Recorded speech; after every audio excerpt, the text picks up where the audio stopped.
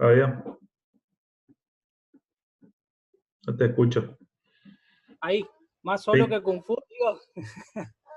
¿Eh? ¿Está probando? ¿Está esperando? No, y estaba esperando ya, acá tenía todo listo y dije capaz que alguno está enganchado de los chicos. Pero era a las 5 pusiste o 5:15. No, a las 5 puse. Ah, De yo 5 a estoy. 5:40 sería el primero y el segundo de 5:50 hasta que termine. A las 6:30 creo que. Yo ¿Eh? estoy toqueteando, ya puse para entrar. Ahí estoy grabando, así que lo que digamos ahora queda crachado.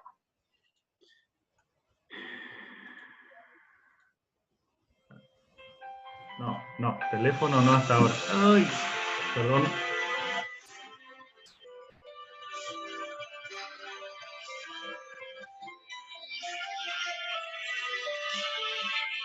El yacimiento.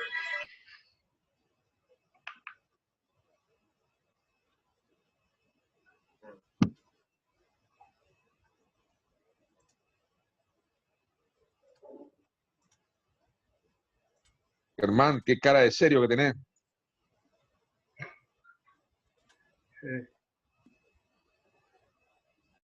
Soy serio, ingeniero. Soy serio. ¿Qué van a decir? Porque después a los chicos acá los vamos a tener nosotros en la obra. Es el drama.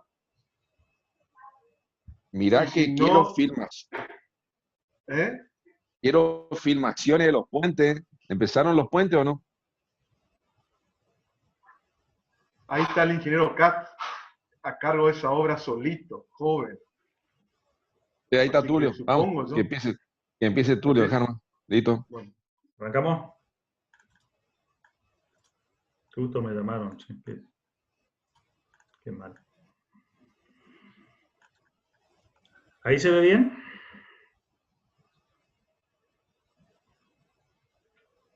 Sí, se ve. Fabio, ¿se ve todo? ¿Alguien me contesta? Bueno, perfecto. Sí, se ve. Se ve. Bueno, gente, buenas tardes a todos. Segunda clase en vivo, vamos a ver si sale mejor que la anterior. La anterior tuve algunas críticas, me parece bien, es lo que corresponde. Un poco aburrida al principio, bueno, hay que acomodarse a esta situación, es nueva para todos. Pero bueno, vamos a intentar que sea un poquito más ágil y más dinámica. Yo le subí al aula virtual 2 capítulos de las normas A10, que serían las normas, o sea, lo que nosotros estamos utilizando ahora para el diseño geométrico, las normas de Vialidad Nacional. Voy a ir subiendo todos los capítulos que corresponden a nuestra materia. Son más los capítulos que la norma tiene, pero le voy a subir los que corresponden a nuestra materia. Después, en todo caso, le subo la norma completa, el que le interesa, porque está toda la parte de autopistas y algunas cuestiones más que nosotros no vemos en esta materia. Por otro lado, les voy a subir algunos otros libros, un par de libros más que son, a mi juicio, los que hay que consultar. Uno es el libro que escribió el ingeniero Sierra, que si bien es un libro del año 86, es un libro tipo apunte, digamos, para que se utiliza en la Universidad de Buenos Aires, que el ingeniero Sierra también es autor de las normas A10, que son las últimas normas que tenemos hoy por hoy, y que si bien no están vigentes en forma oficial en vialidad, las utilizamos porque es un compendio de todas las normas internacionales que hay y están muy bien, digamos, no lo hizo él solo, esto lo hizo un grupo con la Universidad de San Juan por una encomienda de Vialidad Nacional, por lo tanto es parte de la bibliografía nuestra de vialidad, pero todavía no está oficializada por algunas discusiones todavía de tipo no técnicos, sino políticos. Pero bueno, ya se hará oficial en algún momento. Bien, entonces vamos a continuar la clase. ¿Me escuchan bien todos? Por favor, quiero que me... Porque, a ver si me parece que voy a poner el Se escucha micrófono. bien. Se escucha Sí, se escucha. Se escucha bien si no pongo el micrófono. Si se escucha bien, No, sigo no, así. perfecto. Es más cómodo para mí. Perfecto. Bueno, en principio seguimos con los controles.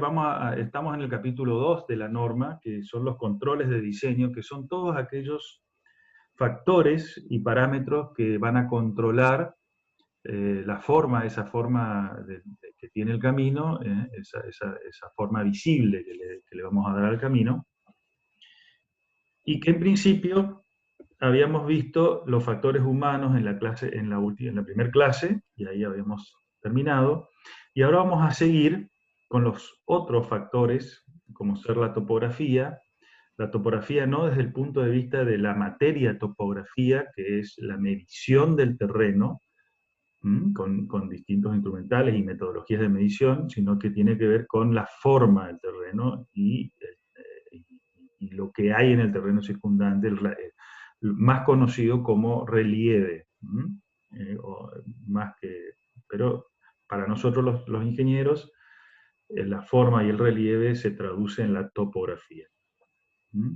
La velocidad, como un parámetro fundamental del diseño geométrico, el tránsito, o sea, tanto el tipo del volumen como la composición de ese tránsito, el tipo de vehículo de diseño que sale de ese tránsito, o sea, cuál es el tipo de vehículo más típico que va a utilizar la vía, los factores ambientales, las funciones del camino y la administración de acceso.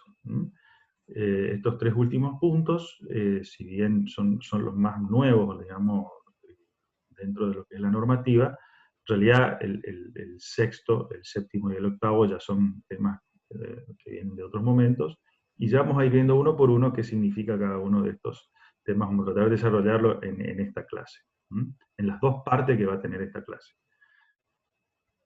Entonces habíamos dicho que para tránsito reducido, la topografía mandaba; para tránsito intenso, la necesidad de los usuarios, la característica del tránsito era lo que habíamos terminado la clase pasada.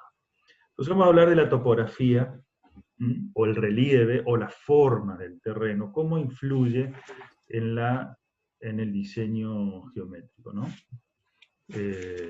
Entonces, en este caso, las características físicas del terreno y su entorno es lo que termina diciendo cuál es la forma final que va a tener el terreno, y cuanto más dificultades tenga ese entorno, o esas características, la obra o el diseño va a tener características más restrictivas, más restringidas por la forma del terreno, y por lo tanto va a impactar directamente en el costo de la obra, del proyecto. Por otro lado, las características topográficas, hablamos de su forma en lo que tiene que ver a la ondulación progresiva que tiene desde una situación totalmente llana o plana, pasando por situaciones intermedias, onduladas, hasta una forma definitivamente montañosa o quebrada, donde las dificultades van de menor a mayor. Por otro lado, el uso de la tierra es importante porque no solamente la forma del terreno, sino para qué se usa: cultivos, parques nacionales, qué sé yo, explotaciones mineras o de cualquier otro tipo que condicionen asentamientos humanos, cosas que condicionan cuerpos de agua, o sea, ríos, arroyos, todo lo que condicione a que el camino pueda pasar por ahí. El desarrollo de la zona atravesada no es lo mismo una zona que está mínimamente desarrollada, donde yo puedo casi elegir por dónde ir, a zonas que tienen un desarrollo económico ya donde el costo del suelo, de la tierra, es muy alto, y por lo tanto, si yo tengo que trazar un camino en el cual necesito una franja de terreno que tengo que adquirirla necesariamente como una repartición vial estatal, ya sea nacional o provincial o municipal, lo que se llama el derecho de vía, ¿sí?, o la zona por donde va a transitar el camino, esa franja de terreno hay que comprarla. Primero expropiarla, o sea, sacársela al privado, y cuando hablo de sacarla no digo compulsivamente, sino a través de un proceso en el cual hay una negociación con el privado y esa tierra es adquirida. Hay diferentes formas, pero sí es importante que el uso de que tiene la tierra en ese momento no es lo mismo, por ejemplo, un camino trazado en el medio del monte chaqueño, donde por ahí todavía es virgen y no tiene mucha explotación económica, a atravesar un camino en la zona núcleo de la provincia de Buenos Aires, al sur de Santa Fe, sur de Córdoba, donde la tierra tiene un valor económico muy alto y por lo tanto el costo es alto. Según el relieve, entonces, según esa forma del terreno, se clasifica en estos 4 tipos de terreno. El llano, donde prácticamente la norma define, no lo voy a, le invito a que lo lean ustedes después en el capítulo 2, donde yo, el libro en la norma 10 que le subí al aula virtual, donde están definidas cada una de cómo define cada una. Pero en principio, la definición es a partir, obviamente, de las diferencias de nivel que existen en el terreno entre un punto y otro, ¿sí? O sea, cuando el terreno es llano, en general, entre un punto cualquiera y un punto distante, por ejemplo, a 1 kilómetro, la diferencia de nivel es mínima, ¿sí? Algunos centímetros o algunos muy poquitos metros, 1 metro, medio metro, pero no más que eso. En el caso del ondulado, ya la situación comienza a haber una diferencia mayor en la misma longitud, una mayor diferencia entre las alturas entre un punto y otro del terreno, entonces ese terreno ya lo define como ondulado. El montañoso, ya por supuesto cuando hay mucha diferencia de nivel entre un punto y otro en una corta longitud, y en muy montañoso, sí, por ejemplo, qué sé yo, el caso de la zona cordillerana, etc., ¿cierto? Para atravesar la cordillera de un lado a otro, de acá a Chile, es un terreno claramente muy montañoso. Entonces, las dificultades geométricas que va a tener trazar un camino, ¿sí? Las restricciones que va a imponer el terreno, van de menor a mayor, desde la llanura hasta el terreno denominado muy montañoso. Y por supuesto, los costos asociados a los proyectos van a ser crecientes en la medida que el terreno comienza a ser cada vez más montañoso. Como ejemplo, le pongo acá una imagen de un terreno llano, donde fíjense que el camino tiene más bien un desarrollo rectilíneo, con muy pocas curvas, esto es en planimetría, prácticamente va alineado a veces con la forma en que se subdividen las parcelas o las chacras dentro de un territorio, para no romper esquemas de campos y no partir campos al medio, etc. Pero a veces la aparición de determinados problemas, digamos, que impone el terreno, implica que uno tenga que cambiar de dirección, como es el caso de acá abajo, y plantear irse por otro lado, ¿no es cierto? Entonces, pero básicamente lo que implica estar en un terreno llano es alineamientos largos, rectas largas, pocas curvaturas, y en lo que es la altimetría, pocas diferencias de niveles. Básicamente, en un diseño tiene que tratar de acomodarse todo lo posible al terreno circundante, ¿sí? Para hacer el menor daño posible al terreno, la menor cantidad de excavaciones y el menor cantidad de terraplenado, compatible con las necesidades del proyecto, lo que tiene que ver con, por ejemplo, presencia de aguas, etcétera, que ya vamos a ver cómo influyen en el trazado de la rasante, ¿sí? Cuando yo elijo la rasante, qué es lo que tengo que tener en cuenta, y eso me define alturas de terraplenes o profundidades de excavación.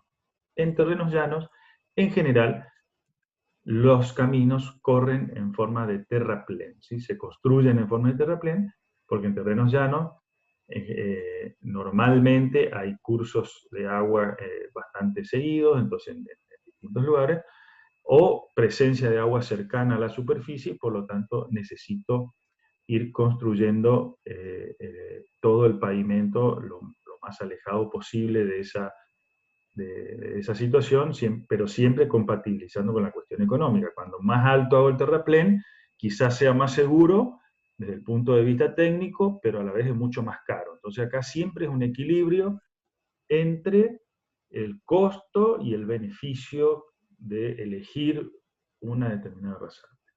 ¿Estamos? Bueno. Otro ejemplo por ejemplo, un terreno ondulado. Esta es una foto en un ambiente de Misiones, donde acá ya se puede ver que el terreno tiene una forma, ¿sí?, más ondulada, y fíjense que ya planimétricamente, o sea, la forma en que va el camino, va buscando, ¿sí?, lugares que son más planos. ¿Por qué? Porque hay restricciones. Por ejemplo, si yo quisiera ir por acá con el camino, a lo mejor esta ondulación o esta ondulación que se ve acá arriba es muy alta, entonces el camino no puede ir por ahí. Entonces se busca por dónde ir llevando el camino, pero empieza a aparecer digamos, alineamientos quebrados para ir sorteando los problemas que me impone el terreno.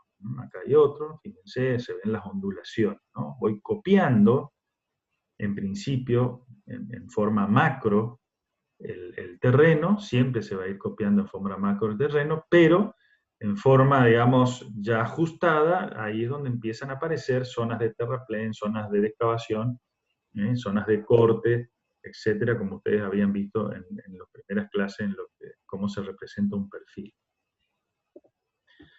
Y en zonas montañosas se puede ver ya, donde el terreno es más quebrado, cómo acá aparecen cortes, ¿sí?, en las montañas, para poder permitir generar la traza del camino, ¿sí?, de tal forma que, si no, yo tendría que haber subido hasta ahí arriba y bajar del otro lado, y quizás esa pendiente que me generaría acá es una restricción muy fuerte a la circulación de los vehículos que están definidos como vehículos tipo a utilizar este tipo de camino. Acá hay una situación de un camino un poco más precario, donde se puede visualizar cómo este camino se lo talló en la ladera, ¿sí?, porque esto es un corte en la montaña, que antes la montaña venía por acá, entonces se corta y se mete el camino. Acá se puede visualizar en esta zona más clara, toda esta zona clara, cómo acá se fue cortando en la montaña para ubicar el camino en un faldeo. Esto se llama el faldeo, ¿sí?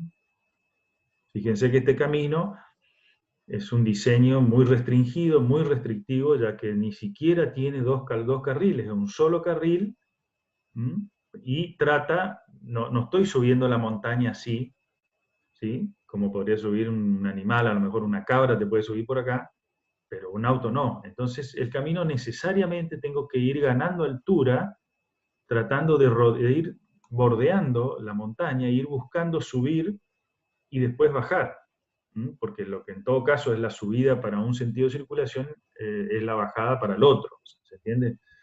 Acá a la derecha se puede ver otra foto. Fíjense lo restrictivo de la curva, la forma en que se tiene que dibujar la curva o diseñarla para poder seguir la montaña, la forma que tiene la montaña en este lugar, donde también hubo que hacer un corte, porque antes la montaña a lo mejor venía por acá arriba. ¿Sí? Estos son todos ejemplos de cómo la topografía influye muy fuertemente en el tipo de camino, en el tipo de forma que va a tener ese camino, y por supuesto todos estos elementos son elementos geométricos que hay que ir diseñando y ajustándolo al terreno para que se pueda resolver la ecuación que plantea la dinámica del vehículo, la física, y las posibilidades constructivas y las posibilidades de circulación de los vehículos tipos elegidos. Profe, ¿Sí? ¿le puedo hacer una consultita? Sí, por supuesto. Hoy me quedé pensando cuando estaba hablando en la zona del camino. ¿La zona del camino tiene algún ancho mínimo? Ya, vamos a ir hablando de esos temas. Primero vamos a tirar temas generales, cuando veamos sección transversal, que es uno de los temas que se va a ver como un tema, digamos, un tema clave de lo que es el diseño. Ahí en la sección transversal yo les voy a mostrar cuáles son las posibilidades y lo que la norma fija como ancho de zona de camino o franja que hay que tener disponible para poder construir el camino, ¿sí? Así no nos adelantamos. Hay, sí, seguro que hay hay anchos definidos por la norma y eso se lo va a ver en cuando definamos sección transversal. ¿Estamos?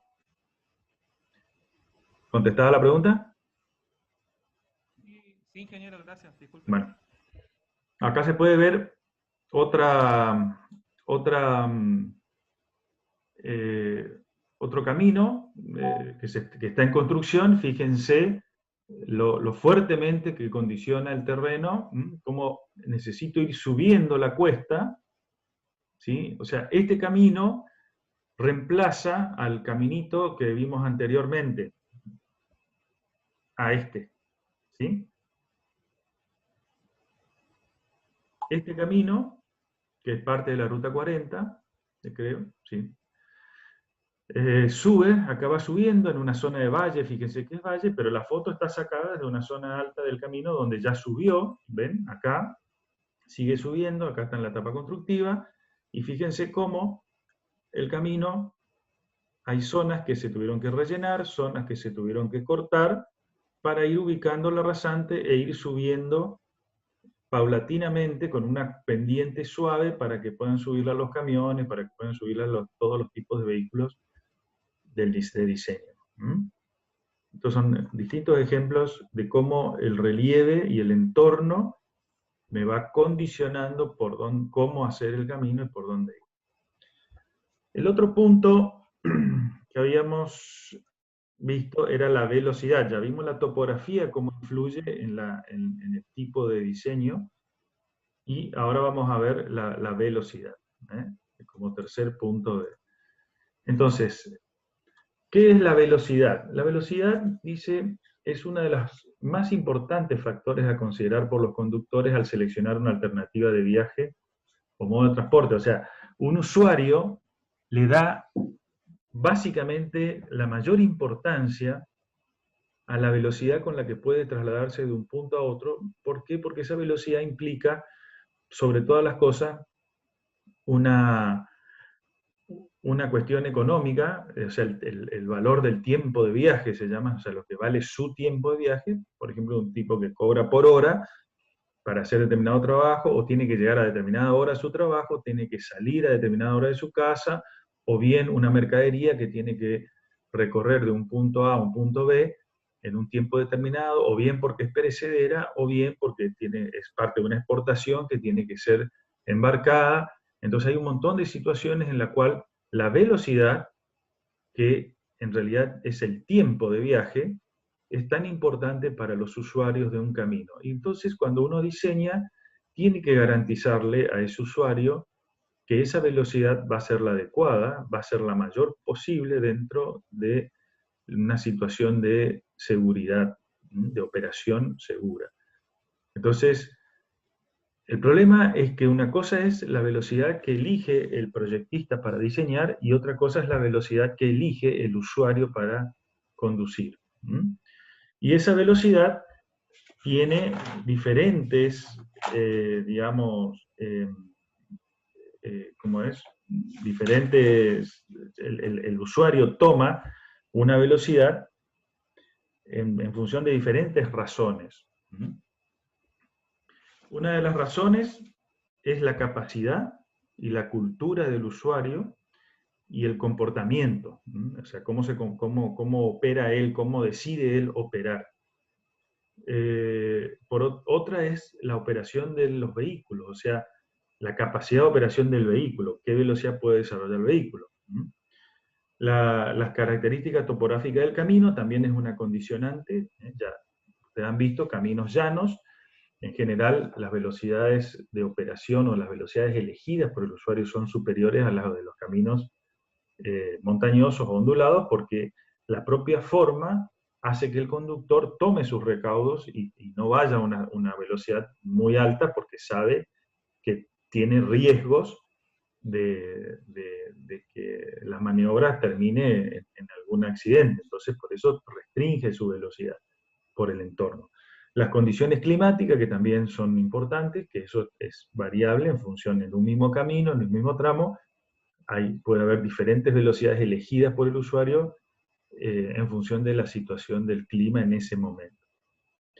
La presencia de otros vehículos, o sea, que haya más o menos cantidad de vehículos que estén ocupando al mismo tiempo el camino, y cuando el tramo donde se está circulando tiene mayor cantidad de tránsito de vehículos, o lo que se denomina el camino se acerca a su capacidad, entonces las velocidades de circulación comienzan a ser más restrictivas, más restringidas por esa situación. Y por otro lado, las limitaciones legales que impone la ley de tránsito vigente, que está, digamos, informada al usuario a través de la cartelería, ¿sí? Bueno. Entonces, habíamos hablado de que esa velocidad está relacionada con el valor del transporte, que tiene que ver con el tiempo, la conveniencia del transporte y el capital ahorrado, la conveniencia de circular por ese camino, el tiempo que se ahorra y el capital ahorrado. Otra característica es lo que hablábamos, no es constante, depende de la capacidad, etcétera, todo eso. Ya les estuve comentando un poquito sobre esto. Entonces, ¿con qué velocidad debo diseñar? O sea, ¿cuáles son las pautas que yo tengo que tomar como proyectistas? En principio, el proyectista debe satisfacer las demandas de los usuarios viales en forma segura y económica. Eso es fundamental, porque yo no puedo diseñar un camino a cualquier velocidad o a la máxima velocidad que a mí se me ocurra, si no va a ser seguro y si no va a ser económico. El camino debe acomodar casi todas las demandas razonables de velocidad. Eso que implica que la mayoría de los usuarios todos los usuarios van a tener una selección de velocidad, pero va a haber un comportamiento general que va a incluir a la mayoría de los usuarios.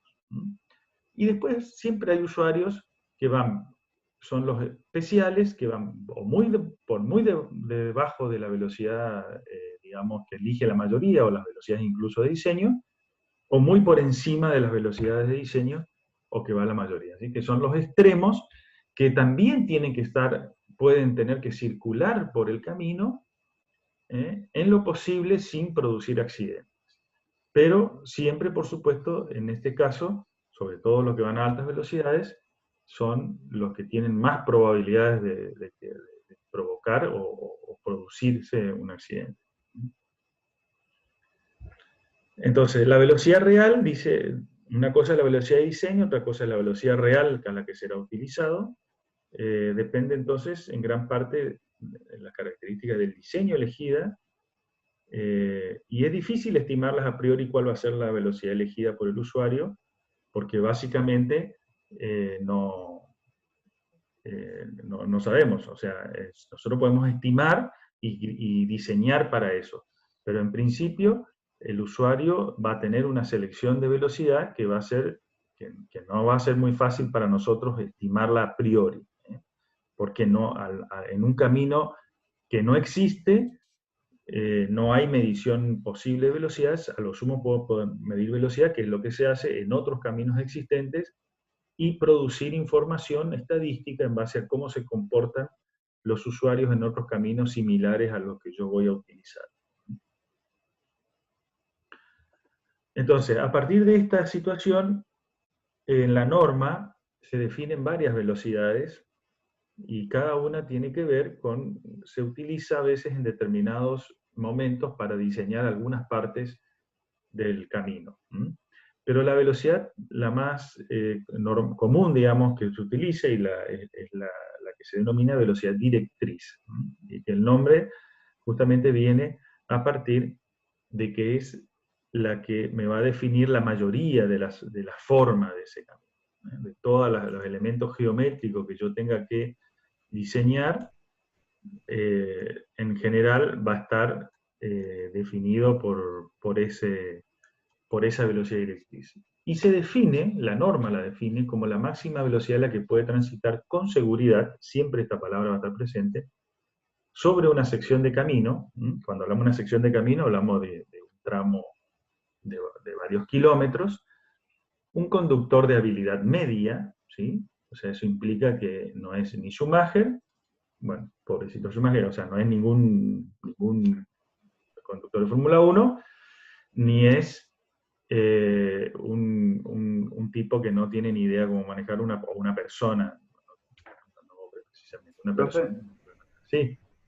Le hago una consulta con respecto a la velocidad que usted estaba mencionando y me quedó. Sí. Cuando nosotros analizamos una carretera, ¿qué carga? O sea, ¿cómo calculamos la carga? Porque si la calculamos como una dinámica, estaría mal. Si la calculamos como una estática, estaría mal. Entonces, ¿cómo afecta la velocidad? O sea, ¿sigue siendo estática o cómo funciona?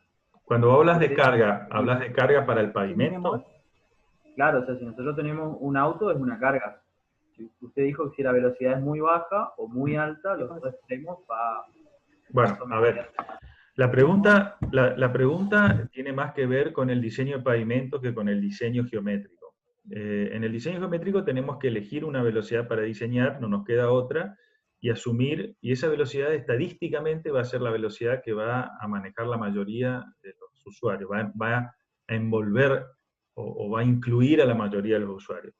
Ahora, si la velocidad la asociamos a la cuestión de carga, de peso sobre el pavimento, que si bien ya es otra parte de la materia, los pavimentos se diseñan con velocidades dinámicas, ¿sí? con cargas dinámicas. Las velocidades de diseño en general para la carga rondan en los 60 kilómetros por hora. ¿Sí? Son camiones que transitan a 60 kilómetros por hora y ejercen una presión dinámica sobre el pavimento, ¿sí? Que después es tenida en cuenta a la hora de cómo diseñar la estructura. Pero no nos vamos a meter más allá de eso porque es otro tema. O sea, cuando veamos pavimentos, en todo caso ahí vemos este tema de cómo influye la velocidad en la carga sobre el pavimento. En este caso estamos hablando de cómo influye la velocidad en la forma del camino.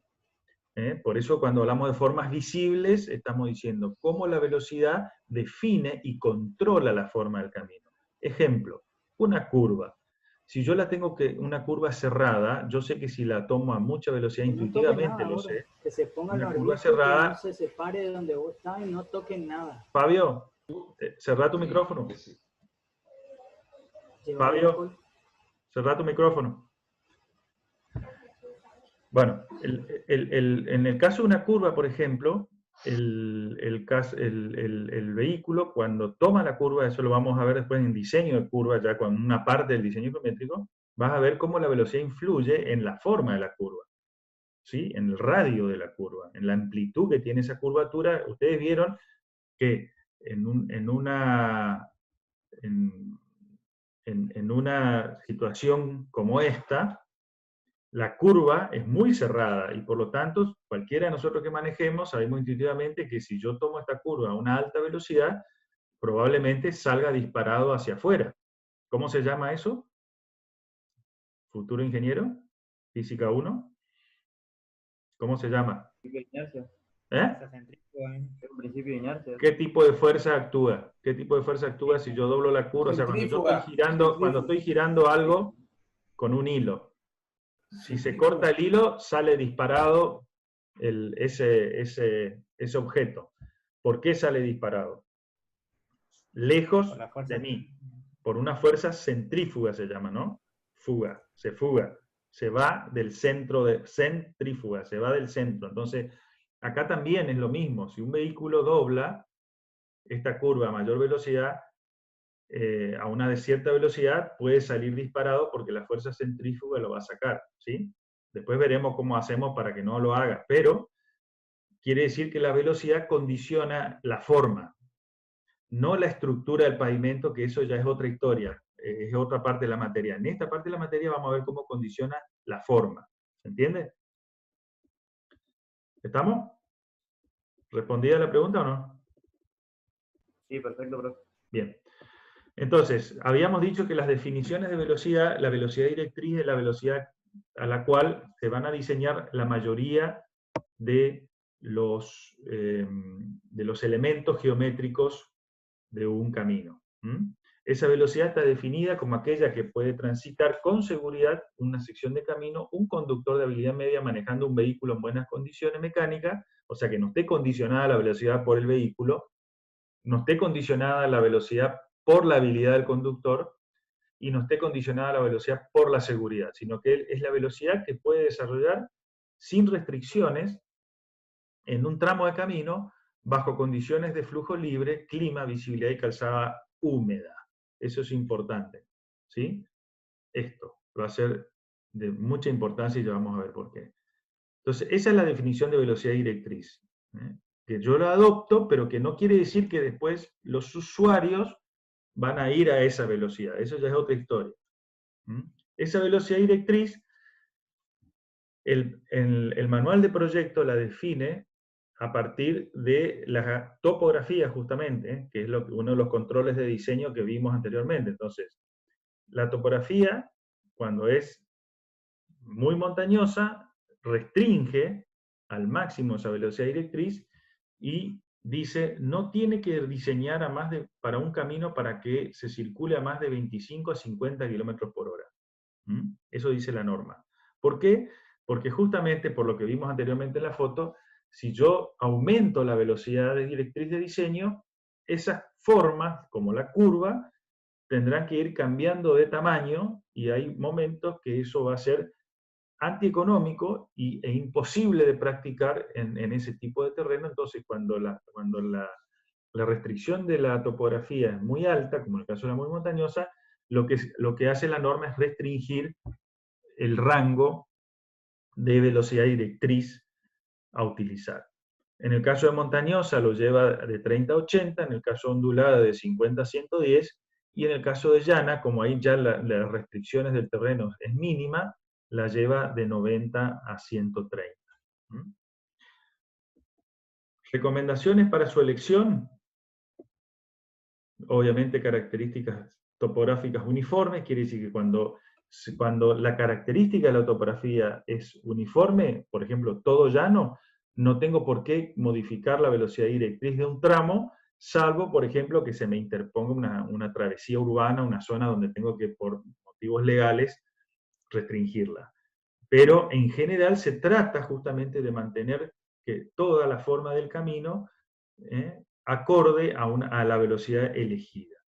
En el caso de las montañosas, en el caso de cuando paso de una zona llana a una zona más ondulada, lo que tengo que hacer es zonas de transición, o sea, no pasar de golpe, sino ir haciendo tramos de camino donde yo voy variando la velocidad directriz de diseño de 10 en 10 kilómetros hasta llegar, por ejemplo, si yo empecé una velocidad de diseño de 130 en una zona llana y tengo que pasar a una ondulada y quiero pasar a 110, no paso de 130 a 110 en forma brusca, porque quiere decir que si yo vengo con una curvatura o una forma determinada que es para ir a 130 y de golpe le digo al usuario, a partir de ahora ya no podés porque tenés que ir a 110, el tipo es probable que venga a 130 o 140 y cuando llegue a la zona de 110 no le dé tiempo a bajar la velocidad. Entonces lo que se hace son zonas de transición. Antes de que termine la zona llana, comienzo a bajar lo voy informando, a partir de ahora tu velocidad es 120, y cuando entro a la zona ondulada, a partir de ahora tu velocidad es 110. Y a lo mejor eso se desarrolla en tramos, a lo mejor de 5 kilómetros, etc. ¿Se entiende cómo es la transición que tengo que lograr para poder acomodarme a nuevas restricciones que me impongan la topografía? Me Profe, quedan 3 minutos de esto, así que se corta, esperamos 10 minutos y seguimos de vuelta. Sí, escucho la pregunta. ¿Esta transición cómo se hace? ¿Se van añadiendo curvas o cómo es?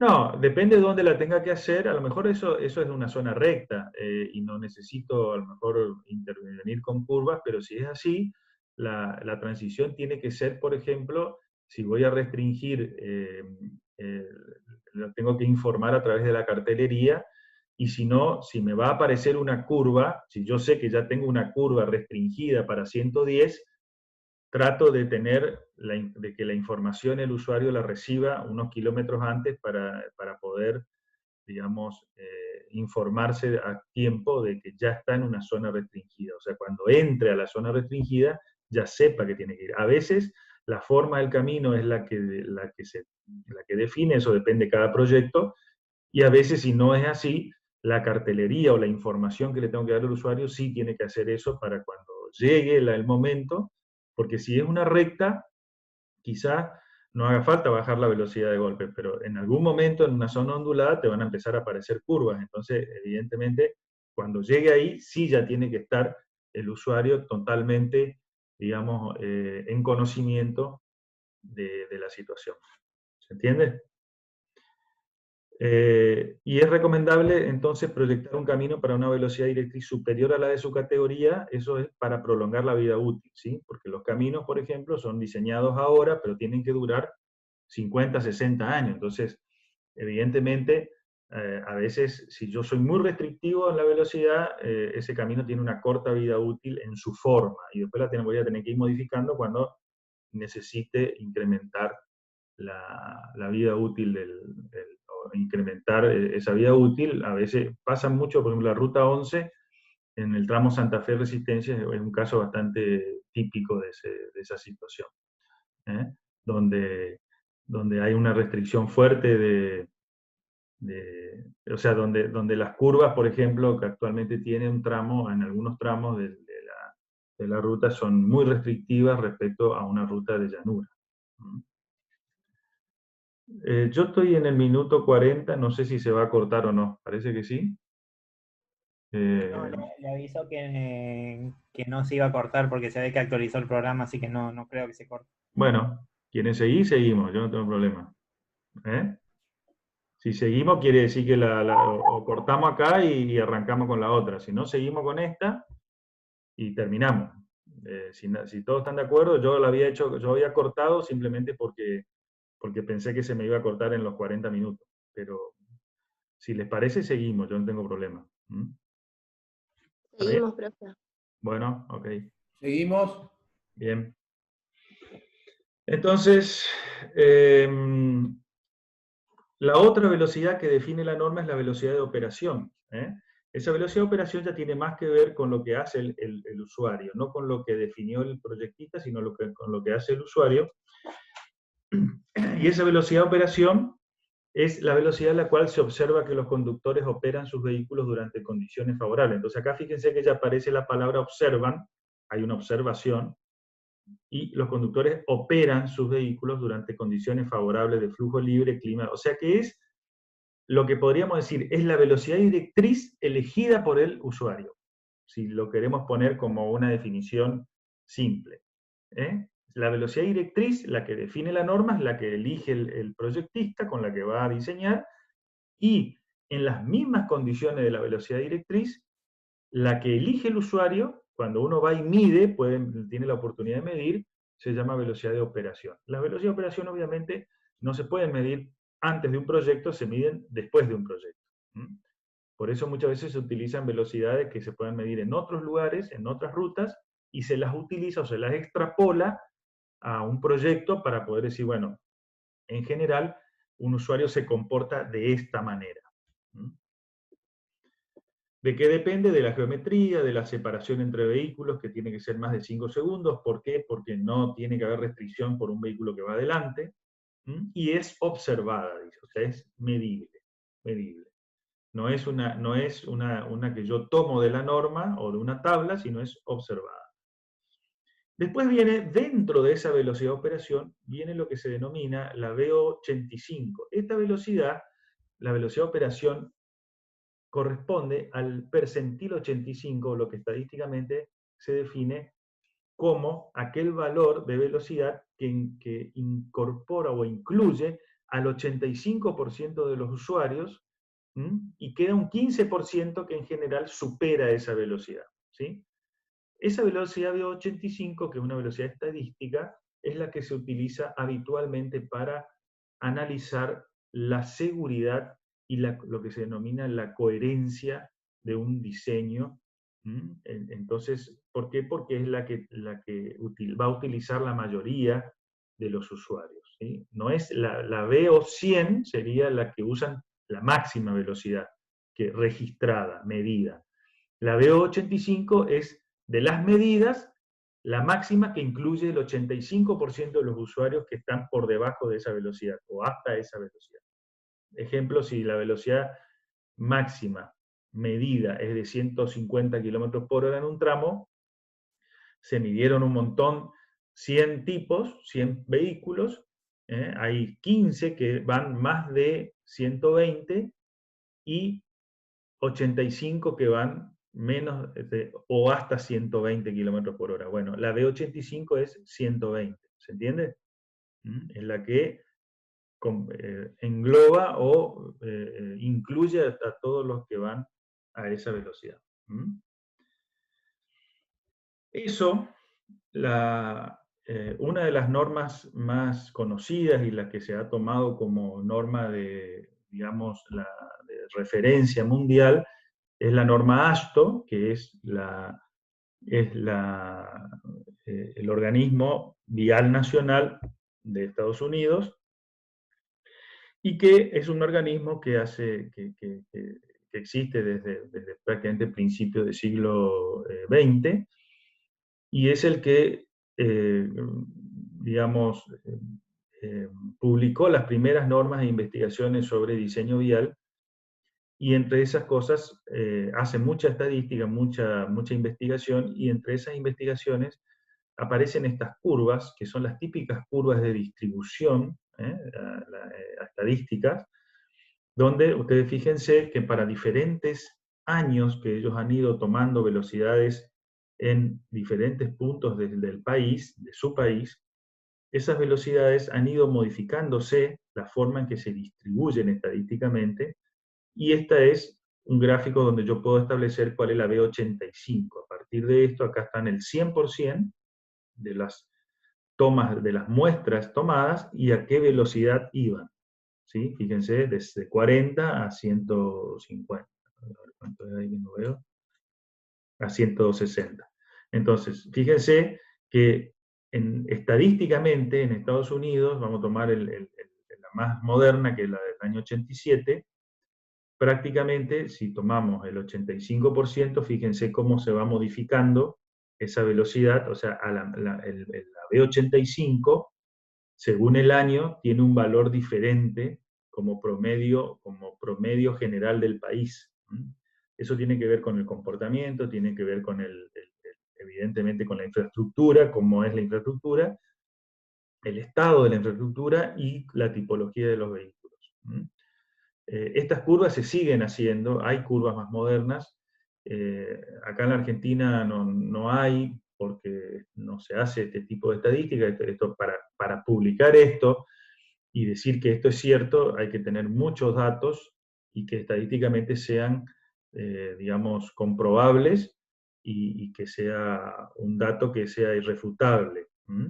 Entonces nosotros usamos esto, pero ¿qué quiere decir esto? Que fíjense, lo que me está diciendo la curva es que la V85 se va modificando, digamos, a lo largo del tiempo, y también es modificado en función de la zona.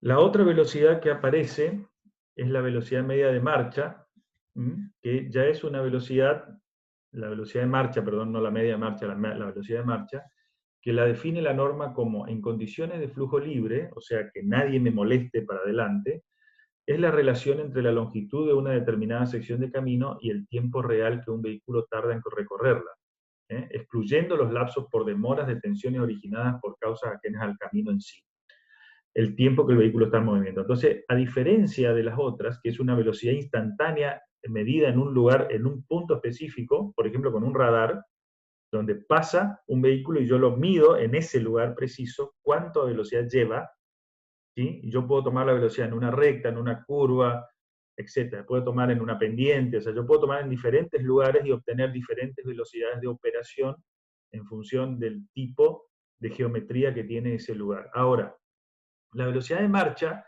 ya es un tramo de camino y es la típica fórmula de la física de velocidad, ¿no es cierto? Espacio, tiempo. O sea, cuánto demora en recorrer un cierto espacio un vehículo. Y ya no es una velocidad instantánea, sino que es una velocidad, es la velocidad que uno normalmente cuando hace un viaje dice yo voy de A a B en tanto tiempo. Bueno, esa es una velocidad media. Y la velocidad media de marcha, que es la velocidad anterior, pero ya no de un solo vehículo, sino de un grupo de vehículos, en condiciones de flujo libre, la velocidad promedio de una corriente de tránsito, o sea, ya de una cierta cantidad de vehículos. ¿Por qué se definen todas estas velocidades? Porque la realidad es que estas dos últimas velocidades son las velocidades promedio de un tramo, reales, medidas, ¿sí? Y estas velocidades se van modificando a lo largo del tiempo porque claramente dependen mucho de, por ejemplo, que el flujo sea libre, del clima, de la edad de los vehículos, por ejemplo. Si vos tenés un parque automotor muy viejo, quizás las velocidades media de marcha sean menores. Si el tránsito está compuesto por ejemplo, mayoritariamente por camiones, las velocidades van a ser más bajas, la velocidad media de marcha, si uno mide la velocidad de un flujo vehicular, o si las velocidades están compuestas en su mayoría por vehículos livianos, la velocidad media de marcha probablemente sean más altas. O van a depender mucho del tipo de geometría, o sea, del ancho de la calzada, de si son rectas o curvas, si hay muchas curvas en el medio, en el tramo medido, etc.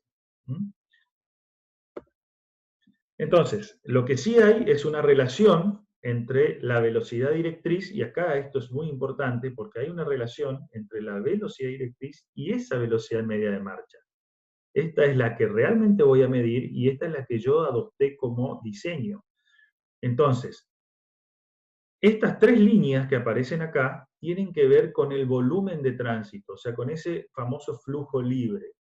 Cuando ese flujo libre comienza a ser cada vez menos libre, porque hay más restricciones impuestas por los vehículos que van adelante, entonces comienzo a tener problemas con que la velocidad real se acerque a la velocidad directriz elegida por el proyectista.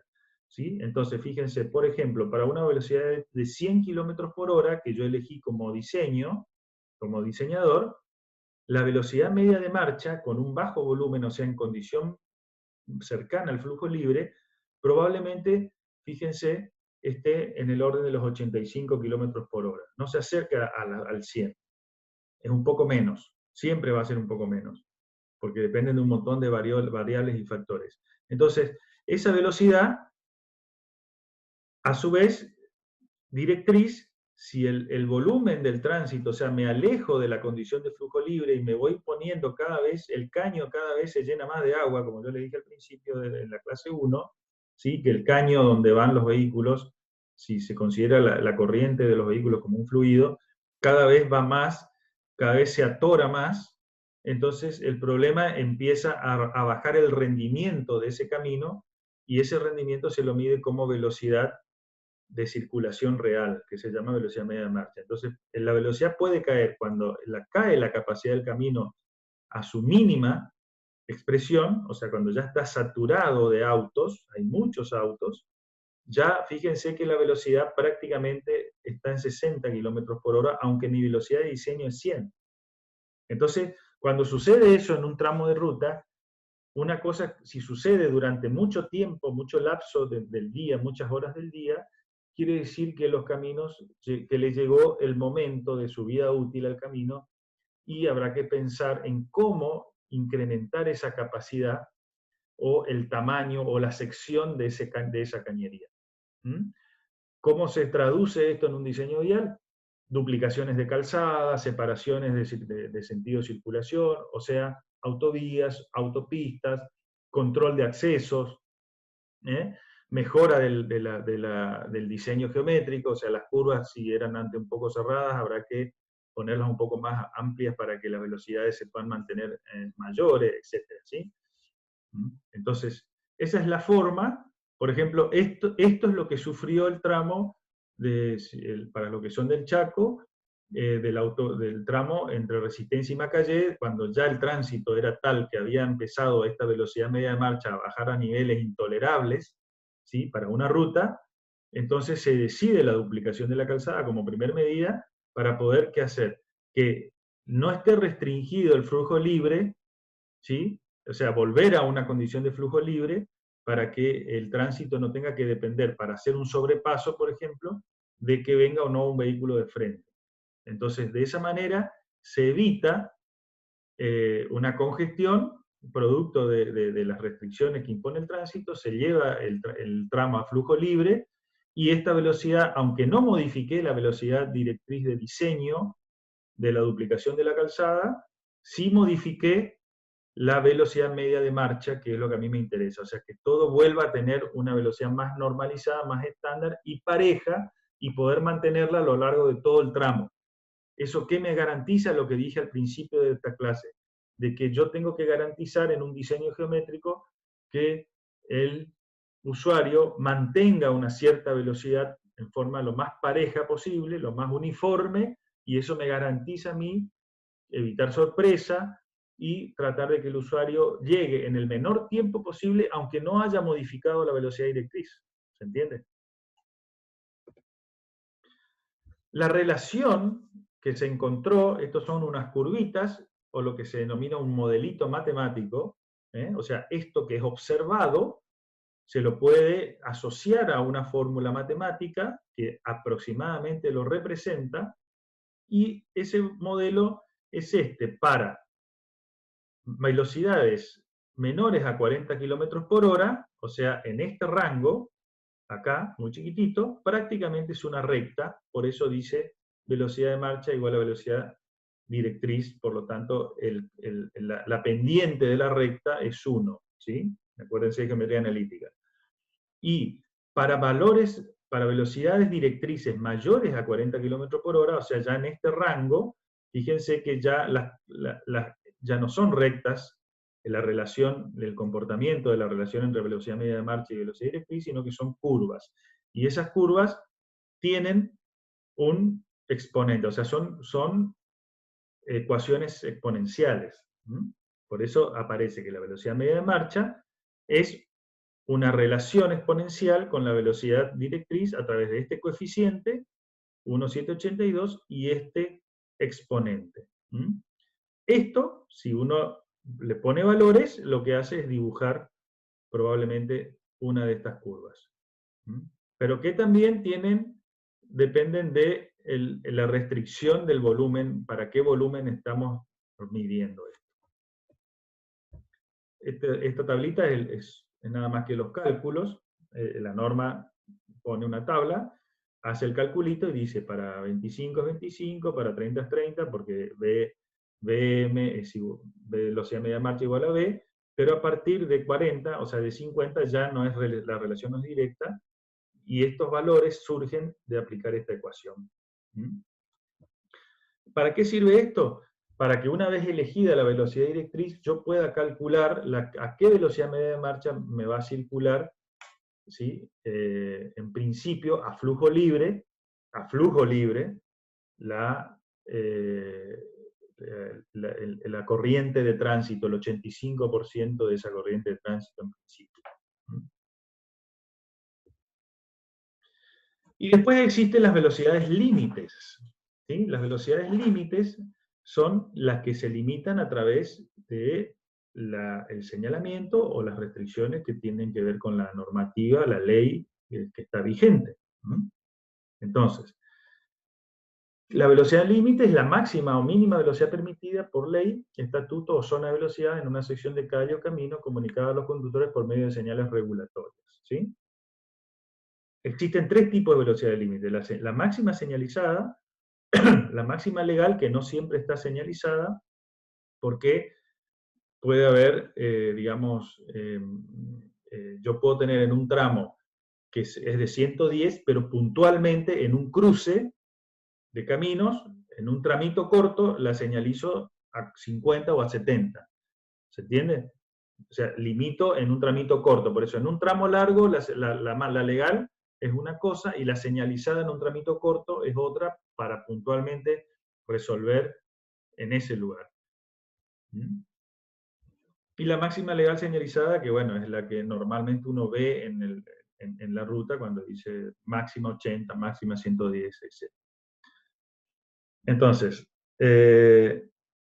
esto es una frase que le pongo que también tiene la norma, que es interesante, dice aproximadamente los resultados de estudios internacionales indican que por cada, está mal escrito acá, le falta el separador, por cada incremento de 4 km por hora en los límites de velocidad, la velocidad de operación crece 1 km por hora. ¿Se entiende? O sea, yo señalizo por cada incremento que hago de limitación de la velocidad legal, la operación real y se incrementa 1 km por hora por cada 4 kilómetros. Y los choques con heridos aumenta un 3%. ¿Por qué se dice esto? Porque muchas veces no es cuestión de poner un camino, por ejemplo, yo siempre doy el ejemplo de la autovía de la ruta 16 que va entre ruta 11, o entre Resistencia y Macayé, la máxima señalizada creo que es 120. Aunque el diseño original era de 80. Después cuando se hace la autovía, la forma del camino se la modifica de tal manera que se puede llevar a 120. Pero hay algunos que por ahí dicen, ¿por qué no señalizan a 140? A lo mejor da para 140. Pero si yo señalizo a 140, ese incremento que hice de 20 a 40, de 20 kilómetros por hora, ¿sí? Me aumentó 5 veces, ¿sí? la velocidad de operación y en 3 por 5, un 15% más de la ocurrencia de accidente, de la probabilidad de ocurrencia de accidente. Por eso es que la máxima velocidad legal señalizada tiene que ver también con las posibilidades reales que tiene un camino de ser aumentada la velocidad. Por ejemplo, en la autovía esa no hay control de acceso lateral, cualquiera entra por cualquier lado, y eso es un problema que al no estar resuelto en la autovía, entonces aumentar alegremente la velocidad no significa mejorar realmente el camino, sino quizás empeorarlo en su nivel de seguridad. Vamos al cuarto punto, tránsito, como el otro control de diseño, ¿sí? Y acá esto está relacionado con lo que estuvimos viendo anterior, donde el volumen de tránsito, la composición, o sea, qué tipo de vehículos andan, su distribución en temporal en las 24 horas, cuántas horas, por ejemplo, durante cuántas horas tengo el máximo, los picos máximos y cuánto tengo el mínimo. Esa distribución horaria también tiene que ver su crecimiento, o sea, cuánto evoluciona anualmente la tasa de crecimiento del tránsito, la velocidad a la que circula, y también la topografía, entonces determinan, como dice acá, la categoría del proyecto. Eso lo vamos a ver al final ya del diseño geométrico, una tabla de categorías, yo se la voy a ir mostrando, pero después todo esto está resumido en una gran tabla, ¿sí? Donde la norma de diseño me dice exactamente, o sea, me da los límites para cada tipo de camino, me da una categoría, y la categorización básicamente está hecha por tránsito y por topografía. Entonces los caminos son de más calidad o menos calidad, digamos, ¿sí? Y eso implica que esa calidad va relacionada con el volumen de tránsito y con la topografía. Entonces, el tema tránsito ya va a ser más tratado por el ingeniero Villaín y también en otras materias, por lo tanto el recorrido acá va a ser muy, muy a vuelo de pájaro. Dice, es el número de vehículos que pasa por un tramo dado, el volumen es el número de vehículos que pasa por un tramo dado de un carril o de una calzada durante un periodo de tiempo de 1 hora o más. Así lo define la norma. Ese es el volumen de tránsito, ¿sí? Si bien volumen no es una medida, porque los vehículos se cuentan de a uno, ¿sí? Pero para nosotros es como por eso yo asocio siempre el camino a un caño, porque en definitiva transporta un volumen que no es un líquido, pero sí es una corriente de tránsito. Hay diferentes tipos de tránsito que se pueden medir. El medio diario anual, que corresponde al promedio que circula en un tramo de ruta durante todo un año. Se mide todo y se divide por la cantidad de días. Ese tránsito puede ser también medio mensual o semanal. Y ese volumen, hay un volumen horario que se corresponden a la cantidad de vehículos en un tramo del día, en 1 hora, o en unos minutos, o en varias horas. Y el volumen horario de diseño, que nosotros no lo utilizamos, que se utiliza para calcular otras cosas, no para el caso del diseño geométrico de caminos rurales, sino para algunas partes que nosotros no vemos en este curso, sí lo ven en vialidad especial, y ese volumen horario de diseño tiene que ver con la máxima carga de tránsito dentro de un día o dentro de 24 horas de la medición o del uso del tránsito.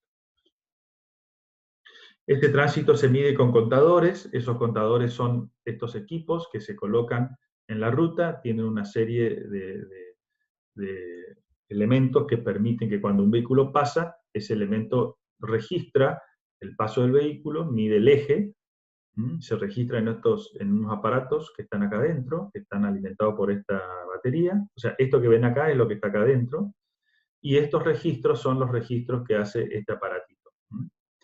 ¿Sí? Acá hay un registro en el volumen, la cantidad durante todo un año, ¿sí? Los 365 días del año, este es el registro total, y estos pueden ser registros que pueden estar medidos en un determinado día, o sea, el total de un día, y estos son los totales, es lo que midió el total de vehículos en un día de todo el año, y esto en un día de la semana. ¿Sí? Acá tienen 2 ejemplos cómo se registra esto acá. Esto es otro tipo de registro, este es el aparatito visto de adentro, es lo que va, es lo que va acá adentro. Acá adentro está esto, ¿sí? O esto. Son 2 modelos de distintas marcas, pero que en definitiva estos bichos están conectados a un sistema de telefonía celular y una antenita acá arriba que transmite online en tiempo real. Cada vehículo que pasa lo va registrando, y esto cada tanto va transmitiendo y va transmitiendo esta información que está acá. Que es esto que ven ahí en una gráfica, son estas planillitas, son las salidas de los programitas que acá pueden ver de la hora 1 a la hora 24, y pueden ver los días de la semana y pueden ver la cantidad de vehículos que contó esos días, ¿sí? En la hora 1, en la hora 2, en la hora 3, bla, bla, bla. Ascendente y descendente, o sea, de un lado y de otro de la ruta.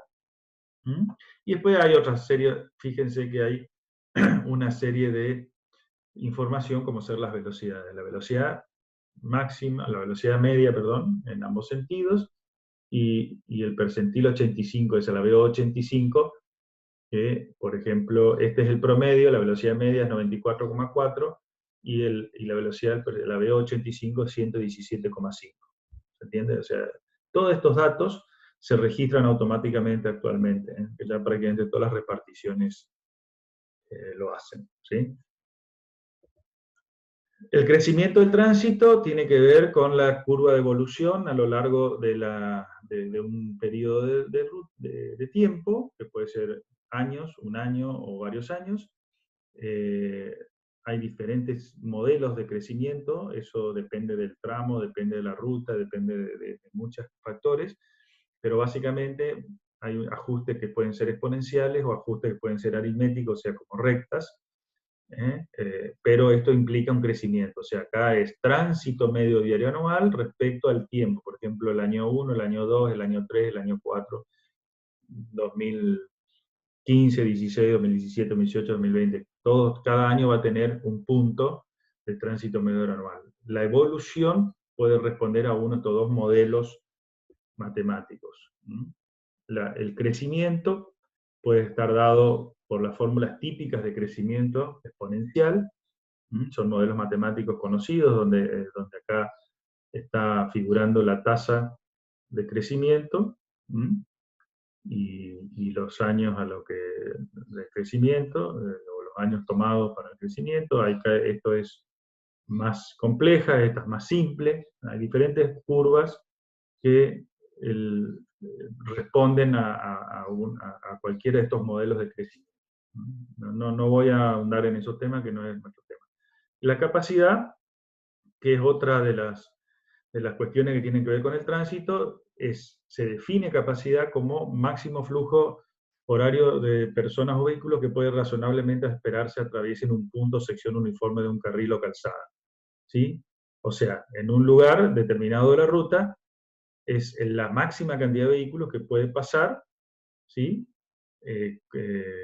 Digamos, en condiciones mínimas de seguridad, y por lo tanto, cuando eso comienza a saturarse, o sea, la capacidad comienza a ser muy baja del camino, quiere decir que hay demasiados vehículos, y ya la capacidad de transportar vehículos a una velocidad determinada va disminuyendo, y por eso se dice que la capacidad va llegando a su punto más crítico, digamos, ¿no? Hasta que el camino entra en capacidad, y ahí entonces, si entra en capacidad durante muchas horas del día, quiere decir que hay que hacer alguna modificación del camino para que vuelva a tener capacidad. ¿Qué depende de la capacidad? El ancho de la calzada, el ancho de las banquinas, las obstrucciones laterales, alineamiento, todo eso define la capacidad del camino. El tránsito, o sea, el tránsito medio, el volumen horario, el volumen de tránsito pesado, todas esas cosas me van restringiendo o modificando o condicionando la capacidad de un camino. La existencia de sistemas de control, como ser semáforos, señalamientos. Y por otro lado, otra cosa que está asociada al tránsito es el nivel de servicio, que asociado a la capacidad es lo que me determina el grado de congestión del carril o la calzada, o sea, el grado de ocupación de ese caño. Cuando el caño está muy subocupado, o sea, con poca ocupación, el nivel de servicio es alto, quiere decir que la capacidad de la ruta es buena, tiene mucha capacidad, y cuando el nivel de servicio es bajo, quiere decir que la capacidad está cerca de su saturación y hay demasiados vehículos en la ruta. Un camino puede entrar, a lo largo del día, puede entrar en capacidad y salir, o sea, entrar en capacidad o salir, o mejor dicho, tener muy buena capacidad en determinados horarios y muy mala capacidad o muy baja capacidad en determinados horarios, y por lo tanto niveles de servicio acorde a eso. ¿Qué define el nivel de servicio? La velocidad y el tiempo de viaje. Acuérdense que la velocidad el tiempo de viaje era un factor importante para nosotros a la hora del diseño. Las interrupciones del tránsito, la libertad de maniobra, la seguridad y comodidad, la conveniencia del conductor, los costos de operación. Los niveles de servicio están asociados a la velocidad y a la posibilidad de flujo libre o flujo inestable, como dice acá, o congestionado. Un camino está congestionado, qué sé yo, ustedes ven acá que las calles de Resistencia o de Corrientes, en determinado horario, al mediodía o en algunos lugares, o a las 10 de la mañana, entran en congestión, porque quiere decir que hay tantos vehículos metidos en la calle que las calles entran en capacidad, ¿sí? Y si uno circula de noche, bueno, en horarios ya fuera de los comerciales o los horarios administrativos, los caminos, las calles recuperan su capacidad, quiere decir que los niveles de servicio mejoran y los flujos se trasladan hacia, digamos, a la izquierda de esta curva. Voy rápido con esto porque no es un tema específico de la materia, pero sí necesitan conocerlo. Lo van a ver más profundamente en vialidad especial. No sé si anda Rolly por ahí, pero tendría que confirmar eso. Sí, Tulio, lo van a ver conmigo en vialidad especial. Tranquilo, bueno. Decirle, tranquilo. El otro punto importante a definir es el vehículo de diseño. El vehículo de diseño define como control de diseño intersecciones, ancho de calzadas, ancho de carriles auxiliares, configuración de acceso, etc.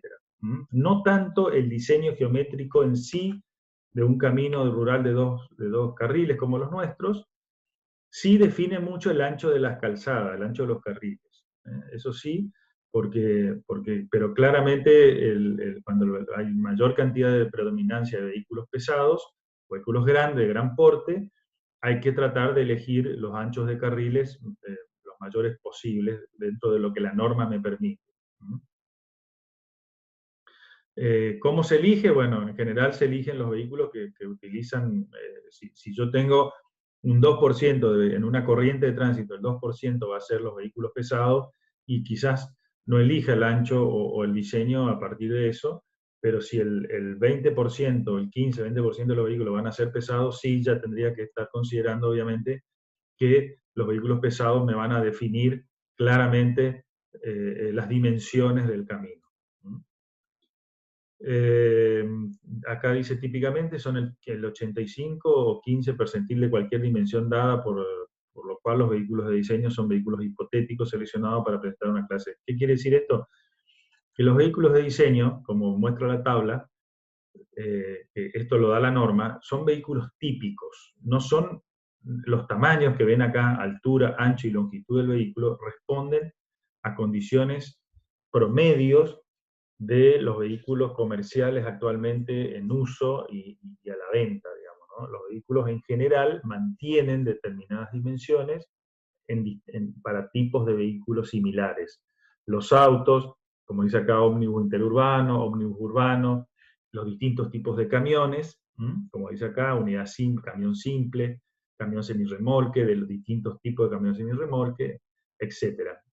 Esta tipificación de vehículos es la que da la norma ASTO y que la toma la norma argentina, y todas las normas mundiales se manejan con este tipo de vehículos, aunque uno puede ajustar su normativa al vehículo específico de su zona, ¿sí? Pero en general esto responde bastante bien a los vehículos que tenemos acá en el país.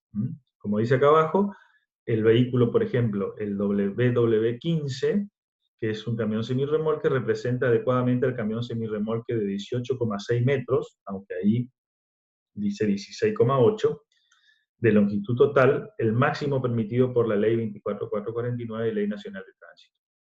O sea, esta ley, que es la que nos rige, dice que el máximo permitido para un vehículo de este tipo es 1860, y este vehículo W15 con estas dimensiones, en sus formas y dimensiones, representa bastante bien a ese vehículo. Y la norma tiene unas plantillas, ¿sí? Esto ya está digitalizado y está en un sistema ya de CAD, donde cada vehículo está tipificado, esas dimensiones que estaban en la tabla están puestas acá en el esquema, y están definidos, por ejemplo, la distancia entre ejes, ¿sí? Las distancias que quedan entre el eje y los extremos del vehículo, el largo total del vehículo y el ancho. Y el ancho entre las ruedas. ¿Por qué están definidas todas estas medidas? Porque cuando un vehículo gira, ¿sí? Que es la parte más crítica de operación del vehículo, define a partir de esas dimensiones distintos radios de giro o de barrido, que hace que cuando yo tenga que diseñar una curva, tengo que tener en cuenta esto. ¿Por qué? Porque si no, el carril puede no contener al vehículo cuando está doblando, y el vehículo puede invadir el carril contrario y generar un accidente. ¿Se entiende? Por eso es importante, a la hora de tener en cuenta un diseño, tener en cuenta las distintas trayectorias que tienen los vehículos. Acá le pongo dos como modelo, algunos, donde, por ejemplo, este es un semirremolque de 1680, como decía la tabla, que representa al nuestro, y fíjense, un eje, dos ejes del tractor, del camión tractor, y dos ejes del camión del acoplado semirremolque. Y acá están las dimensiones entre el eje y el borde, entre ejes, ¿sí? Y esto define, fíjense, no es lo mismo que doble un ángulo de 30 grados a que doble un ángulo de 60 o tenga que girar un ángulo de 180. Fíjense que los anchos de barrido para las diferentes situaciones son distintos. Entonces la norma me fija, ojo, los radios que vas a tomar a la hora de hacer una curva, y esto es más crítico cuando son intersecciones o curvas donde yo tengo que doblar a baja velocidad. Estas son, cuando en curvas normales, en llanura sobre todo, no es tan crítico esto, aunque sí hay algunas restricciones, que ya lo vamos a ver, pero en general los vehículos tienen más problemas en lo que se llama intersecciones o lugares donde, por ejemplo, tienen que hacer giros muy cerrados, muy pronunciados a baja velocidad. Por otro lado, dentro de los controles de diseño, el factor 6 es el ambiental, y ahí tiene que ver cómo se inserta el diseño en el ambiente en que le corresponde, donde hay que lograr, como siempre, integrar al paisaje, a la ruta, tratar de no mutilar la naturaleza, implica de cortar la menor cantidad de árboles posible. Eso no significa que si un árbol va a quedar acá en la banquina, no lo saque. Primero intento no tocarlo, o sea, esquivarlo, y a lo mejor tenga que quebrar el alineamiento en algún punto, pero si no tengo alternativa, quizás lo tenga que sacar, o trasplantar, o reforestar, o proteger con un sistema de baranda si el árbol está ubicado en algún, por ejemplo, en un borde a 10 metros, entonces no lo saco, pero sí lo puedo proteger para que en el caso de un despiste no se den contra el árbol. Siempre es importante integrar el proyecto del paisaje porque, como decíamos en la clase anterior, disminuye la tensión de manejo del usuario y también eso hace que disminuya las probabilidades de accidente.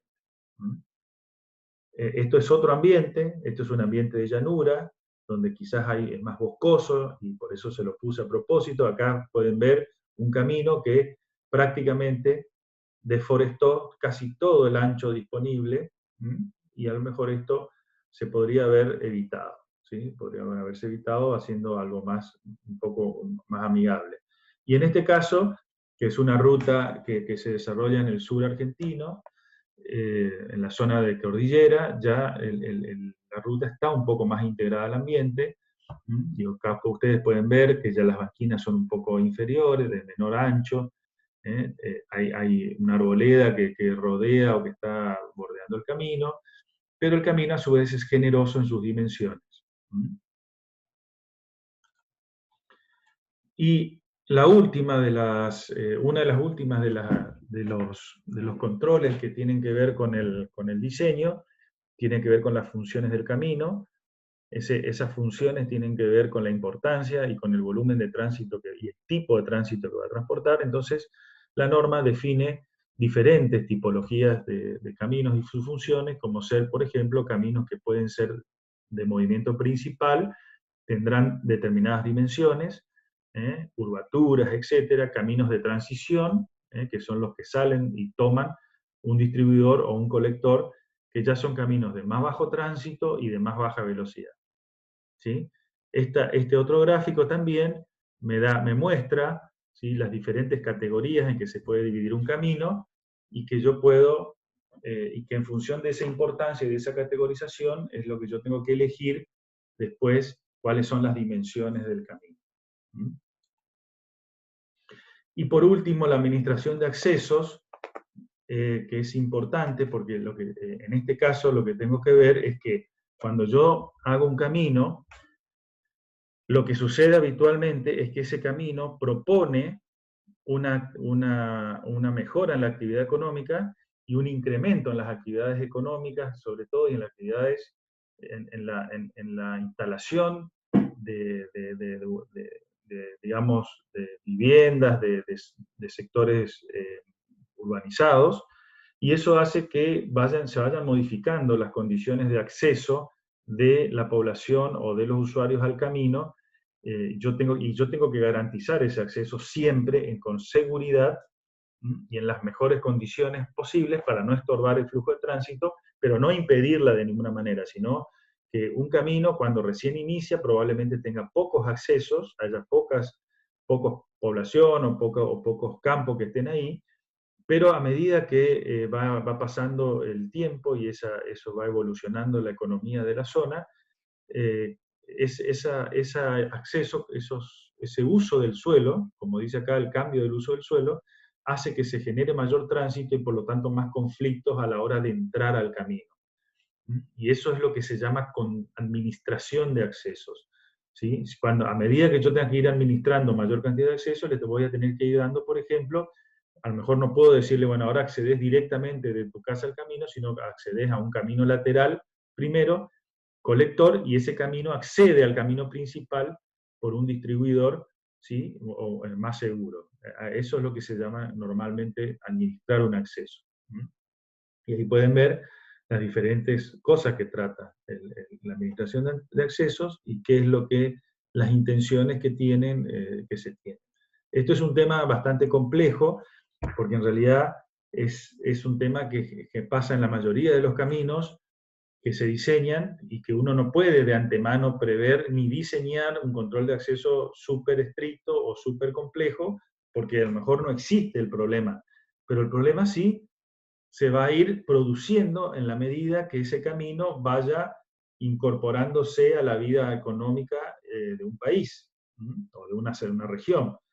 Entonces, a medida que eso sucede, a lo largo de los años, los conflictos van empeorando y muchas veces los accidentes tienen que ver con los cruces de camino, con los accesos, caminos laterales que se van introduciendo al camino sin ningún tipo de control, hasta que termina siendo un caos y en muchas rutas tenemos ese tipo de problemática, ¿no? Bueno, hasta aquí llegó la presentación de hoy, 6:30, así que más o menos terminamos igual que la clase pasada. Creo que se habrá grabado todo, espero. Esto está subida, la clase 2 y la bibliografía acorde y, digamos, correspondiente está subida al aula virtual. Y la clase 3 será el lunes que viene, ¿no, Rolly? Señor, el lunes creo que es feriado, Tulio. El lunes tenemos feriado. Bueno. Si mal lo recuerdo, creo que es el día de San Martín. Che. Bueno, no sé si alguno tiene alguna pregunta. Bueno, la clase que viene será cuando sea. No, capaz vos podés... Yo tengo una pregunta. Sí. Perdón, antes que nada, pará. Capaz lunes, vos podés dar lunes, si querés, Tulio, depende de vos, el día martes, de vuelta a medio módulo para seguir con diseño geométrico. Bueno, ya le vamos a ir informando entonces. Listo, sí señor. Ahora sí, adelante. Consultas. En la parte de velocidad, cuando hablaba sobre la relación entre la velocidad media de marcha y la velocidad directriz, sí. El gráfico muestra que esa relación, o sea, la relación que tengan esas dos velocidades va a dar el volumen que tenga el camino. Ahora bien, puede estar condicionado también por el tipo de vehículo que transita, porque puede ser que la velocidad media esté condicionada porque transiten muchos camiones, por ejemplo, sí, claro. Y la directriz es la máxima a la que pueden transitar. Lo que pasa es que indirectamente esa velocidad media de marcha está condicionada por el flujo libre. Y el flujo libre está condicionado por el tipo de vehículos. Básicamente, cuando vos tenés un tramo con muchos camiones, ese flujo libre empieza a ser cada vez más difícil de conseguir porque los camiones van a 60 o 80 km por hora y un vehículo liviano mediano va a más de 100. Entonces, esa diferencia de velocidad relativa hace que cuando haya poco tránsito de frente, las maniobras de sobrepasos pueden ser sencillas. Entonces la velocidad media de marcha que se mide en un tramo completo, vos no medís la velocidad instantánea, sino qué es lo que el tipo necesitó hacer desde que entró al tramo y salió del tramo, y medís el tiempo que demoró, esa velocidad media de marcha, si no hay mucho tránsito del otro lado, se puede mantener. Ahora, en la medida de que vos tengas un tránsito lento en un sentido, pero a su vez mucho volumen de tránsito en el otro, lento o no importa, las condiciones de flujo libre se van perdiendo y esa velocidad media de marcha baja. Entonces esa velocidad media de marcha depende de varios factores e incluso depende de la topografía también, porque no es lo mismo una velocidad media de marcha en un tramo llano, con pocas curvas, a un tramo donde vos tenés mucha curvatura y vos sabés que en las curvas en general está restringido el sobrepaso y por lo tanto no podés hacer el sobrepaso en muchos lugares y te obliga a ir detrás de los vehículos. Qué sé yo, si te fuiste a Brasil alguna vez en auto, te habrá pasado o en Misiones, qué sé yo, en algunos lugares donde hay más montaña, que cuando uno empieza a ir se desespera porque terminas haciendo un tramo de 100 kilómetros en 8 horas, ¿viste? Y vos decís, ¿qué pasó? ¿Viste? Y claro, lo que pasó fue que vos tuviste a lo mejor una hora atrás de un camión, después lo pasaste, tuviste otra hora atrás de otro camión y lo pasaste y así fuiste. Y entonces ahí es donde la velocidad de flujo libre deja de existir, digamos, ¿no? Entonces la velocidad media de marcha se transforma, está condicionada por el tipo de vehículo en ese caso. Gracias. ¿Alguna otra? Dos consultas, profe. Una, ¿qué otro tipo de control de acceso que no sean las colectoras existen? No se me ocurre por eso. Y otra, en una ruta, supongamos una ruta de la costa, donde 2 meses al año uno está para hacer 20 kilómetros a 4 horas, y después el resto del año está vacía esa ruta. Sí. Esa condición de que 2 meses al año esté saturada, ¿es condición para pensar en ampliarle más o en muy poco tiempo? Bueno, ahí hay un fin que es turístico, pero no sé si no, pero tiempo, vos fíjate, digamos... Sí, lo que pasa es que ahí también, si bien vos decís, por ejemplo, en un camino turístico, en el caso de ese tramo que vos específicamente decís, la temporada en general dura 3 meses, ponele, ¿no? De diciembre a febrero. Entonces, quizás con el nivel de ocupación en determinados puntos, momentos, se satura. Por supuesto que en esos casos quizás se pueda pensar en agregar una calzada, pero ahí hay que hacer una evaluación económica y una evaluación del tipo de y incorporar los accidentes como parte de esa evaluación económica, porque es un tramo donde en realidad hay muchos accidentes en general. Entonces, quizás en esas épocas, quizás es conveniente hacer una duplicación en ese caso hay que agregar una calzada más, un carril más, porque la cantidad de accidentes que ocurren, aunque sea en un periodo corto, digamos, justifica que después parte del año eso pase con una baja ocupación, ¿no es cierto? En general son evaluaciones técnico-económicas que hay que introducir ahí. Y con respecto a los accesos, el control de acceso significa, hay básicamente 2 tipos de control de acceso. Un control de acceso a nivel, se llama, o sea, donde todo vos lo resolvés a un nivel. Si por ejemplo tenés que cruzar, entrar, o cruzar a otro lado, está a nivel. Por ejemplo, una rotonda, una intersección canalizada, se llama, o sea, un cruce semaforizado. Esos son controles que se hacen a nivel. Y los controles a distinto nivel, que son de mayor categoría, es cuando vos pones una ruta encima de otra o debajo de otra, como quieras hacerlo, depende de lo que la topografía o las condiciones te permitan, donde vos haces la entrada siempre por el lado derecho de la ruta y lo haces acelerar a un vehículo para que se incorpore a una corriente de tránsito a la misma velocidad del vehículo que viene. Y de esa manera vos no lo interrumpís al que viene, sino que el que entra se incorpora a una cierta velocidad, o sea, gana la velocidad del vehículo que viene circulando. Entonces, en ese caso, son dos... Como la avenida Sarmiento. Como la avenida Sarmiento. Esos son 2 tipos de controles de acceso generales. Después tenés modelos diferentes, dentro de esos tipos tenés subtipos de modelos de control, donde vos podés...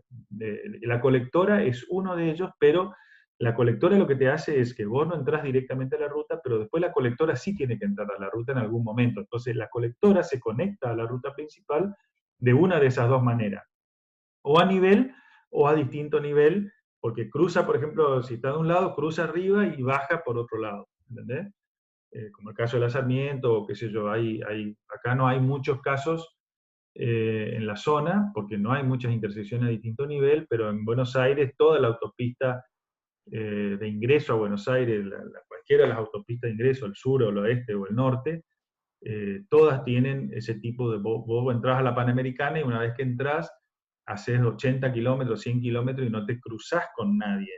Todo el tránsito lateral se mueve por colectoras e ingresa a la Panamericana por una vía exclusiva, específica, que vos ni te enterás. Ahora, cuando entra en congestión la Panamericana, ahí sí ahí se complica todo, pero ahí ya no tiene que ver el control de acceso, sino tiene que ver que entra en capacidad la Panamericana en determinados horarios, que es donde los porteños generalmente dicen estamos en hora pico y está todo trabado, tiene una demora de tantos minutos. Bueno, ellos miden justamente con tiempo las demoras que se tardan, y eso es lo que estábamos hablando de las velocidades media marcha o velocidad libre, ¿no? Cuando en la Panamericana no tenés problema, estás a velocidad de flujo libre, vos podés desarrollar al menos la velocidad señalizada, porque si no te encajan una multa, digamos, que es lo que está pasando últimamente, ¿no? Depende por carril que vaya, te indican el carril 1 es para tanto, el 2 para tanto. Si vos te superás eso, una cámara te saca. Bueno, esa es la velocidad legal señalizada, aunque vos puedas ir a más velocidad. Sí, seguimos.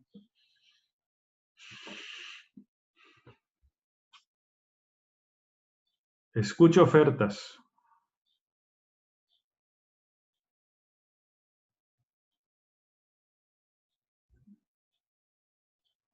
¿No hay más? A ver, acá hay uno, en el chat tengo unas preguntas. Ah, bueno, no, eran todo lo que me decían que sigamos. Listo. No dije nada. Bueno, chicos, no sé si quieren hacer alguna otra pregunta. Cualquier otra consulta que me quieran hacer vía WhatsApp o vía mail, la hacen, no hay problema. La bibliografía es bastante clara respecto a todos los conceptos que estuvimos viendo hoy. Ahí están los conceptos ampliados, por supuesto, con más detalle. Así que, bueno, no sé si no hay más preguntas, si no hay más consultas, damos por finalizado la clase y nos vemos la próxima. ¿Rolly? O capa, ningún problema, Tulio. La semana que viene nos juntamos. Ok. Bueno, que tengan buenas tardes, que espero que haya sido útil y espero que no se hayan aburrido tanto como la vez anterior, parece que algunos se aburrieron. Lo cual me tiene sin cuidado, se van a aburrir todo el año. Lo lamento. Muchas gracias. Hasta luego. Chao, hasta luego. Gracias.